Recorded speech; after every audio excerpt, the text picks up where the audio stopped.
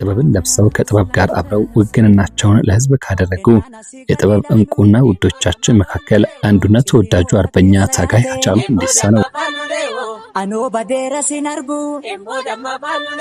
ካዮ ለቤ ከናኛቴ ሃጫሉ በሙዚቃዎቹ የብዙዎቻችን ልብ የገዛ በኦሮሞ ማህበረሰብ ዘንድም ልዩ ስፍራ የሚሰጠው በመላው ኢትዮጵያ የተከበረ የተደነቀ ወጣት ድምጻዊ ነበር። ሃጫሉ በሙዚቃው ታግሏል። ጭቆናና ግፍን ተቃውሟል። ሰብአዊና ብሎም ዲሞክራሲያዊ መብቶች እንዲከበሩ በዜማዎቹ ተዋግቷል። በዚህም ገና በለጋ ዕድሜው ታስሯል። ከሀገርም እንዲሰደድ ጫና በርቶበት ነበር። እሱ ግና እምቢኝ ብሎ በሚታገልበት ህዝብ መሃል ቀርቶ ፍቅርና ሰላምን ብሎም መከባበርና መዋደድን በዘፈኑ ሰብኳል።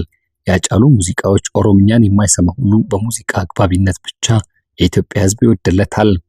ግን ምን ያርጋል? ሞትም ይሙት የታባቱ ከሃጫሉ ብዙ ስንጠብቅ ጣት አይተነው ከሰዓት በኋላ ሞት ነጠቀን።